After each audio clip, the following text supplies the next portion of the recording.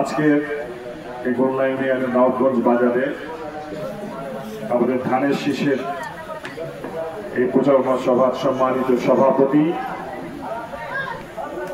এখানে উপস্থিত আমার শ্রদ্ধেয় আপনাদের অনেকের প্রিয় সদ্য সাবেক নীলফামারী জেলা বিএনপির সম্মানিত যুগ্ম আহ্বায়ক, সাবেক সভাপতি গোল্লা ইউনিয়ন বিএনপি জনাব খুরশিদ আলম আলো। আমি অত্যন্ত আনন্দিত যে অল্প সময়ের মধ্যে আমাদের বিভিন্ন ইউনিয়ন থেকে ইউনিয়নের সিনিয়র নেতৃবৃন্দ সবাই এসেছেন। আমি আসলে সবার নাম নিয়ে সময় ক্ষেপণ করতে চাচ্ছি না। তো শুরুতেই আমার সবার প্রতি রইল সালাম, আসসালামু আলাইকুম রহমতুল্লাহ, এবং সনাতন ধর্মের ভাইদের প্রতি রইল আমার আদাব এবং অন্য ধর্মের প্রতি রইল শুভেচ্ছা। তো আসলে আমার আজকে অনেকেই বক্তব্য রাখলে বেশি কথা বলার নাই, দুইটা কথা বলবো যদি আপনার মনোযোগ দিয়ে শোনেন। আগে দুটো মেসেজ দেওয়া আছে, আপনাদেরকেও দুটো মেসেজ দিই, তারপরে আপনারা যদি ধৈর্য ধরে তাহলে দুই একটা কথা বলতে পারি যদি আপনারা কি বলেন। তো প্রথমে যে মেসেজটা আমি আসলে দিতে চাচ্ছি আমার আপনার পক্ষে, সেটা হচ্ছে আমার জাতীয়তাবাদী পরিবারের সদস্যদের জন্য, যারা গোল্লা ইউনিয়ন বিএনপির রাজনীতির সাথে দীর্ঘদিন থেকে জড়িত, যারা সুখে দুঃখে বিপদে আপনাদের দলের সাথে জড়িত ছিল। তো মেসেজটি হচ্ছে, জনাব আলহাজ সৈয়দ আলী সাহেব দলীয় মনোনয়ন চেয়েছেন, ওনাকে প্রাথমিকভাবে এটি গ্রিন সিগন্যাল দেওয়া হয়েছে, এবং যদি দল মনে করে যে হ্যাঁ উনি আমাদের নীলফামারী 3 আসনে প্রতিদ্বন্দ্বিতা করবেন, তাহলে উনি ভোট করবে, এবং যদি ওনার থেকে যোগ্য কেউ এই আসনে আসলে প্রার্থী হিসাবে মনোনীত করেন দল, উনি ধানের শীষের পক্ষে থাকবেন। দলের বাইরে যে আসলে এই এত ত্যাগ তিতিক্ষার পরে 17 বছর অপেক্ষা করার পরে বিশৃঙ্খলা করার কোনো সুযোগ নাই। আর উনি ব্যক্তিগতভাবে এই ধরনের চরিত্রের অধিকারী না, উনি খুবই নিয়মতান্ত্রিক জীবনযাপন করেন, উনি দলীয় সিদ্ধান্তের বাইরে যাওয়ার প্রস্তুতি আসে না। আর দ্বিতীয় যে মেসেজটা, সেটা হচ্ছে আমার প্রাণপ্রিয় আপনাদের গোল্লাবাসী, আপনাদের জন্য, যে যদি উনি দলীয় মনোনয়ন পান, উনি ইনশাআল্লাহ আপনাদের দায়িত্ব নেওয়ার জন্য নির্বাচনে দাঁড়াবে, এবং সেক্ষেত্রে উনি আপনাদের কাছে দোয়া প্রার্থী। তাহলে দুইটার কথা তো শেষ, আর কিছু বলবো? হ্যাঁ, আসলে বিষয়টা হচ্ছে আমাকে খুবই ভালো লাগতেছে যে আসলে আপনাদের এই যে 2 ঘন্টার একটা নোটিশ, এবং আপনার প্রত্যেকের চেহারা দেখে কারো চেহারায় আমি কোনো বিরক্তি ভাব দেখলাম না। সবাই কিন্তু খুব আগ্রহ নিয়ে মনোযোগ সহকারে সবার বক্তব্য আপনারা শুনতেছেন। কেন? তার নিশ্চয়ই কারণ আছে। কারণ দেশের সার্বভৌমত্ব, জনগণের বাকস্বাধীনতা এবং জনগণের ক্ষমতায়ন, এই 3টে উদ্দেশ্য নিয়েই কিন্তু 1978 সালে শহীদ রাষ্ট্রপতি জিয়াউর রহমান এই বাংলাদেশ জাতীয়তাবাদী দলের উনি সূচনা করেছিলেন দেশের ক্রান্তি লগ্নে। এবং তার এই দল কিন্তু আজ পর্যন্ত বহুদলীয় গণতন্ত্র, দেশের মানুষের বাকশক্তি পুনরুদ্ধার এবং জনগণের মধ্যে কিভাবে ক্ষমতায়ন করা যায়, ক্ষমতার অংশ হিসেবে বিবেচনা করা যায়, এই নিয়ে কিন্তু বিএনপি 17 বছর ধরে আন্দোলন করে গেছে। কি গেছে কিনা বলেন? আগামীতে যদি আল্লাহ সৈয়দ আলী সাহেব আপনার ভোটে এমপি হোক বা না হোক, সব তো আল্লাহর ইচ্ছা। আপনাদেরকে কিছু ওয়াদা করে যেতে চাই আজকে। পানের দোকানে রাজনৈতিক আলাপ করলে, চায়ের দোকানে বসে সৈয়দ আলী সাহেবের সমালোচনা যদি করেন গঠনমূলক ভাবে, আপনাদেরকে আর আওয়ামী লীগের মতো পুলিশ নিয়ে যাবে না। আমরা কি দেখছি গত 17 বছরে? আপনি কোন আওয়ামী লীগের নেতার সাথে যদি তর্ক করছেন পানের দোকানে, রাতের বেলা আপনাকে এসে কি পুলিশ নিয়ে নেয়? কেউ কি ন্যায্য কথা বলতে পারছে? তা আপনারা কি চান দেশটা এইভাবে চলুক? তাহলে ভাই কি করতে হবে? কেউ বলবে তারপরে ভোট কেন্দ্রে যাবেন, নাকি যদি সুষ্ঠু ভোট হয় আপনারা নিজ দায়িত্বে আপনাদের ভোটাধিকার প্রয়োগ করবেন? তাহলে আমাদের প্রথমে কি সিদ্ধান্ত নিতে হবে যে অবাধ এবং সুষ্ঠু একটা নির্বাচন যদি আগামীতে হয়, তাহলে আমরা সবাই ভোট কেন্দ্রে যাবো কিনা বলেন? এরপরে কি অনেকের আমরা অনেকবার ভোট দিয়ে অনেকভাবে অনেক প্রতিনিধি নির্বাচন করছি কিনা বলেন?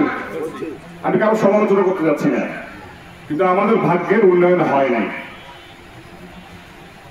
আমি জলঢাকা থেকে যখন মাগরিবের আজানের পরে যখন রওনা দিছি, বললা আসতে আমার আধা ঘন্টা লেগে গেছে। দাদা বলতেছে ভাই আরো একটু আগে রওনা দিতে পারেন নাই? আমি তো ঠিক সময় রওনা দিয়েছিলাম। এখন জলঢাকা পার হইতে তো আজকে মানে আমরা সাইড দিয়ে ঘুরে আসছি, তাহলে তো আরো বেশি সময় লাগতো। এই সমস্যাগুলো তো আমরা ফেস করতেছি। কেন করতেছি? কারণ আমাদের বিগত দিনে যারা নির্বাচিত প্রতিনিধি ছিলেন তারা তো জলঢাকার কথা চিন্তা করে নাই। জলঢাকার মানুষের এইসব ছোট ছোট সমস্যাগুলোর কথা চিন্তা করে নাই। তারা একটা বাইপাস রোডের কথা চিন্তা করে নাই, তাই না? তারা নিজেদের কথা চিন্তা করছে। আর যারা ভাড়া নিয়েছিলেন তারা তো জলঢাকা দিয়ে চলাফেরা করা লাগে না। যখন তারা আসে পুলিশের গাড়ি থাকে, রাস্তাঘাট ফাঁকা থাকে, তো তারা তো কিছুই বোঝে না।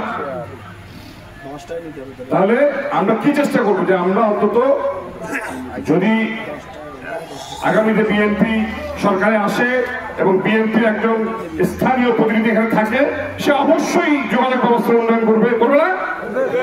তাহলে আমাদের কি করতে হবে? আমাদেরকে স্থানীয় একজন প্রতিনিধিকে নির্বাচন করতে হবে, তাই না? ভোট কেন্দ্রে যাইতে হবে। এবং দ্বিতীয় হচ্ছে স্থানীয় একজন নির্বাচিত প্রতিনিধি হলে ভালো হয়, যার সাথে দেখা করার জন্য দিন তারিখ ঠিক করতে হবে না, যে কবে আসবে ফোন দিয়ে খবর নিতে হবে না, যার সাথে অন্তত মাসে 30টা দিন না হোক 15 দিন দেখা করা যায়, নাকি? আমার আব্বা উপজেলা পরিষদ থেকে সর্বশেষ 2019 সালে, উনি 10 বছরের বেশি সময় ছিলেন। ওই যে আমাদের নির্বাচন সমস্যা ছিল যার কারণে। তো আমার মনে হয় এই বিগত 6 বছরে উনি প্রত্যেক মাসের একটা শুক্রবার গোংলা ইউনিয়নের কোনো পাড়ায় না কোনো পাড়ায় কাটাইছে। কি আসে কিনা বলেন? তো এইভাবে উনি এই জলঢাকা উপজেলার প্রত্যেকটা ইউনিয়নে বিগত 6 বছরে যে যেখানে যে অবস্থায় তাকে ডাকছে, আপনাদের কারো ডাকে সারা দেয় এরকম হয় নাই। অনেক সময় একদিনে 2টা 3টা 4টা প্রোগ্রাম থাকে, এক জায়গায় উনি যায়, এক জায়গায় আমি যাই, আরেক জায়গায় লোক পাঠাই। আমরা আসলে কথা দিলে কথা রাখার চেষ্টা করছি কি? তো আজকে যেহেতু আমি আপনাদের মানে এক্সপ্রেশন দেখে খুব খুশি, তা আপনারা কি একটা কথা দিবেন আমাকে আজকে? যদি বাংলাদেশ জাতীয়তাবাদী দল চৌধুরী সাহেবকে এখানে ধানের শীষের মনোনীত প্রার্থী করে, তাহলে আপনারা সবাই ভোট সেন্টারে যাবেন। আর ভোট সেন্টারে যা ভোট কাকে দিবেন? তাহলে অবশ্যই ধানের শীষে দিবেন। এবং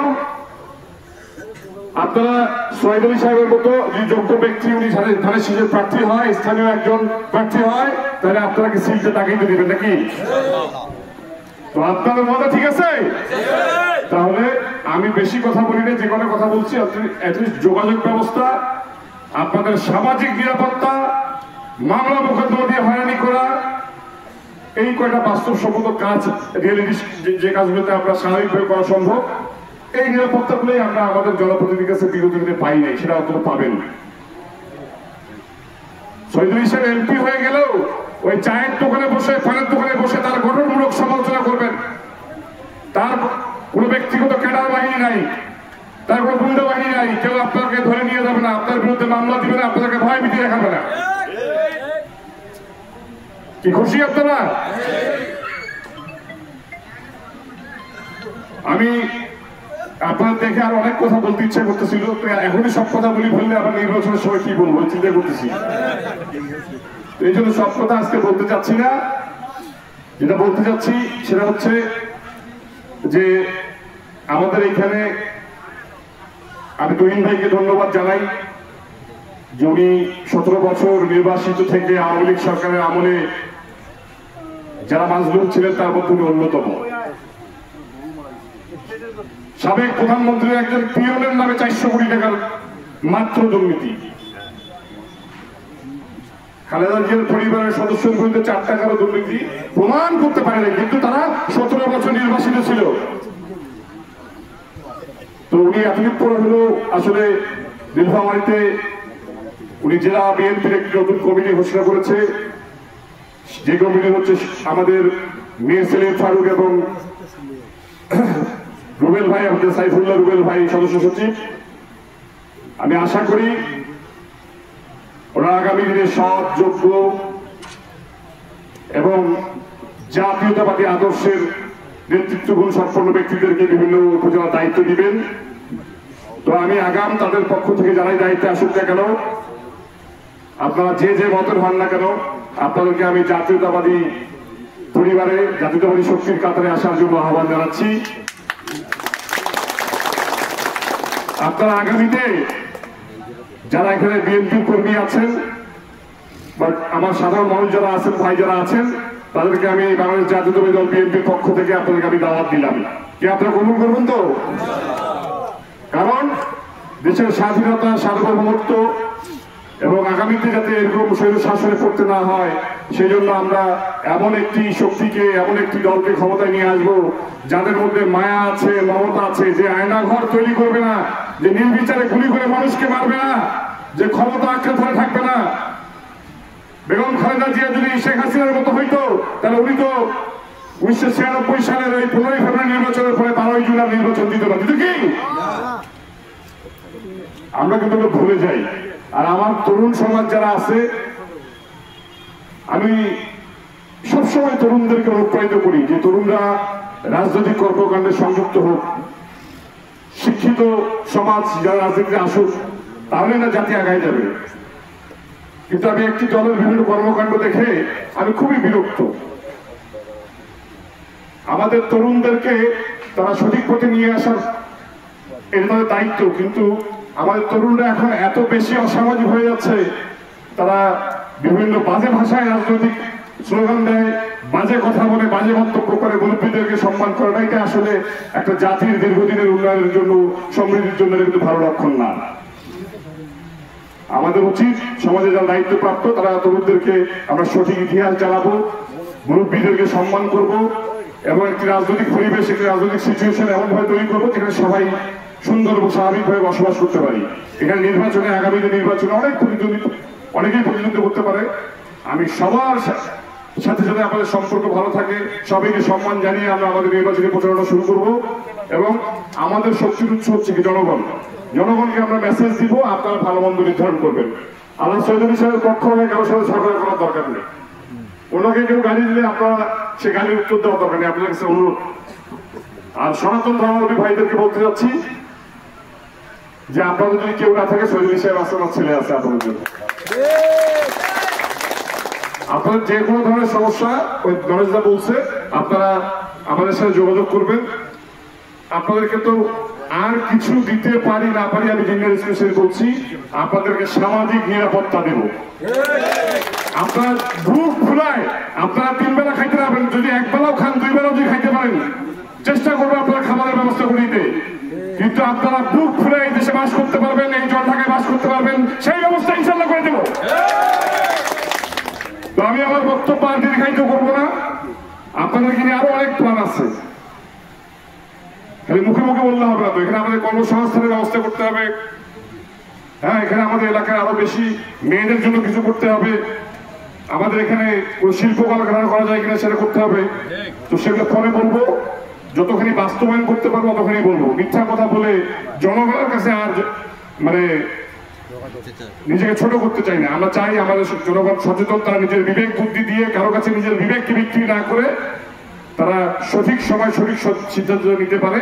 আমরা আমাদের জনগণকে সেই শিক্ষা দিতে হবে, তাই না? আমরা গোমরার মধ্যে আপনাদেরকে রাখতে চাই না। পরিশেষে এগুলি চমৎকার আয়োজন করার জন্য, হ্যাঁ, এই স্বল্প সময় আপনাদের সবার যে মূল্যবান আমি সময় আপনারা দিলেন, এই জন্য আপনাদের সবার কাছে আমি কৃতজ্ঞতা প্রকাশ করতেছি। এবং আমার আব্বা আল্লাহ চৌধুরী সাহেবের জন্য আপনাদের কাছে দোয়া চাচ্ছি। আপনারা দোয়া করবেন, আলোচনা বলছে আমাদের দেশের বেগম খালেদা জিয়ার জন্য। আপনারা দোয়া করবেন আমাদের দেশনায়ক তারেক রহমান যাতে সকল বাধা বিপত্তি, সকল ষড়যন্ত্র অতিক্রম করে দেশে ফিরতে পারেন। আমাদের নীলফামারীর কৃতি সন্তান ইঞ্জিনিয়ার শাহী সাহেব তুহিন ভাই, উনি যেভাবে আমাদেরকে নেতৃত্ব দিচ্ছেন, উনি যেন সঠিকভাবে আমাদেরকে নেতৃত্ব দিতে পারে। আমাদের জেলার আহ্বায়ক মীর সেলিম ফারুক সাহেব এবং সাইফুল্লাহ রুবেল ভাই, ওনারা যেন আগামীতে আরো সুন্দরভাবে বিএনপিকে নিয়ে যায় এই আশাবাদ ব্যক্ত করে আপনাদের খুলনাবাসীর সবার সুস্বাস্থ্য কামনা করে এখানে আবার আমি ইউনিয়ন থেকে যারা এসেছে তাদেরকে আরেকবার ধন্যবাদ জানিয়ে আমি আমার বক্তব্য আজকে এখানে শেষ করছি। আবার দেখা হবে, আপনারা ডাকলেই আমাকে পাবেন এই ওয়াদা করে যাচ্ছি ইনশাল্লাহ। আসসালামু আলাইকুম রহমতুল্লাহ।